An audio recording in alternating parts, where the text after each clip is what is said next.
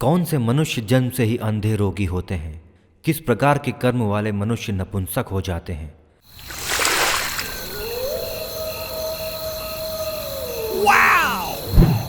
महाभारत का ये प्रसंग जीवन के बहुत से नियमों के बारे में बताता है। इस पर अमल करके मनुष्य अपना ये लोक और परलोक दोनों सुधार सकता है। युधिष्ठिर ने भीष्म पितामह से कई प्रश्न किए। हे तात, पृथ्वी पर कुछ मनुष्य जन्म से नपुंसक होते हैं, कुछ बाद में नपुंसक हो जाते हैं। ऐसा क्यों होता है? मनुष्य जन्म से रोगी जन्म ले, ऐसा पूर्व जन्म के किस पाप के कारण होता है? ऐसे कौन से कर्म मनुष्य को करने चाहिए जिससे कि आगे के जन्मों में उसे सुखी जीवन मिले? युधिष्ठिर ने बाणों की सैया पर लेटे भीष्म से ऐसे सैकड़ों प्रश्न पूछे हैं जो मानव जाति के लिए बहुत उपयोगी हैं। ये सारे प्रश्न महाभारत ग्रंथ के अनुशासन पर्व में आते हैं। भीष्म पितामह बाणों की शैया पर 58 दिन रहे और सूर्य के उत्तरायण होने की प्रतीक्षा की। गंगापुत्र भीष्म परशुराम शिष्य थे। शस्त्र और शास्त्र दोनों में उनकी बराबरी केवल श्री कृष्ण ही कर सकते थे। शरशैया पर पड़े भीष्म के पास युधिष्ठिर नियम से आते थे और उनसे ज्ञान वार्ता करते थे। मनुष्य के पारिवारिक जीवन, शारीरिक तृप्ति, मानसिक तृप्ति, आध्यात्मिक तृप्ति से लेकर परलोक तक के अनगिनत विषयों पर भीष्म ने चर्चा की है। ये चर्चा खुलकर हुई है। संभोग से लेकर जीवन शैली, पूजा पाठ, दान, तप, यज्ञ कर्म, स्वर्ग, नरक, हर विषय की बात हुई है। युधिष्ठिर ने प्रश्न किया, कौन सा मनुष्य बुद्धिमान, सुख को भोगने वाला, धर्मपरायण होता है? कौन से मनुष्य जन्म से अंधे, रोगी और नपुंसक होते हैं?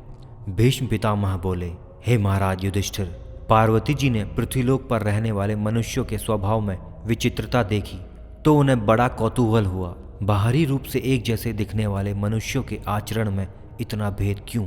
उन्होंने यह प्रश्न शिवजी से एक बार किया। वैसा ही प्रश्न आपने मुझसे पूछा है। भगवान शिव ने जो उत्तर दिया है वही उत्तम है, उसे मैं कहता हूँ।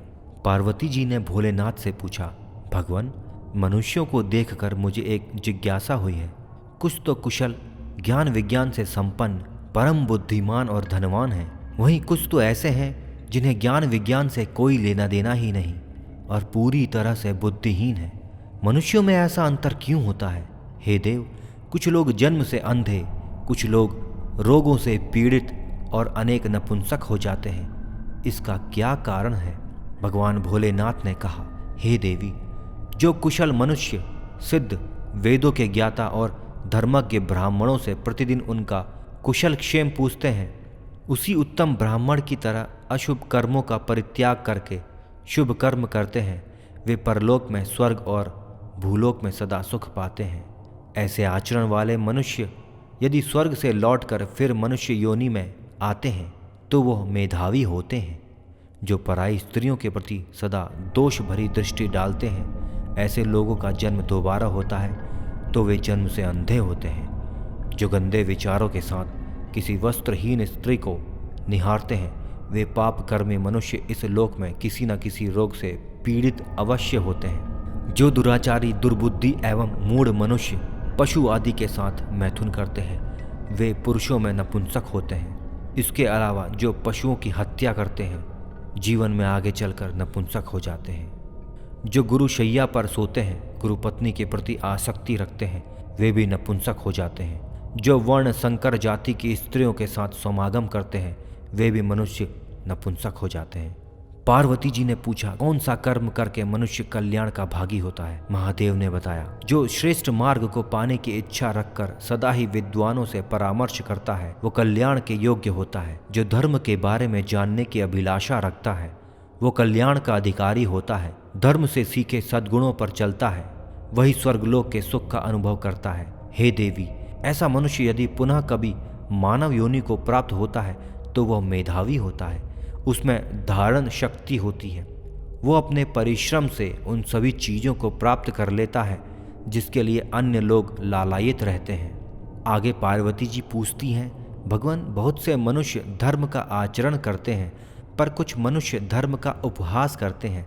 मनुष्य में इस प्रकार के परस्पर विरोधी स्वभाव का क्या कारण है?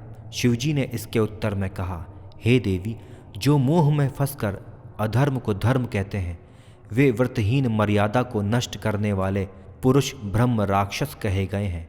वे मनुष्य यदि काल योग से इस संसार में मनुष्य होकर जन्म लेते हैं तो वे धर्म से रहित नीच होते हैं। देवी, यह धर्म का समुद्र धर्मात्माओं के लिए प्रिय और पापात्माओं के लिए अप्रिय है। ये प्रसंग महाभारत के अनुशासन पर्व के दान धर्म पर्व में अध्याय 145 में शिव पार्वती संवाद के रूप में आया है। महाभारत को पांचवा वेद क्यों कहा जाता है, इसके मूल में मुझे दो बातें समझ में आती हैं। सनातन धर्म के गूढ़ रहस्य, हिंदू ग्रंथों की महिमा कथाओं, उन कथाओं के पीछे के ज्ञान विज्ञान से हर हिंदू को परिचित कराने के लिए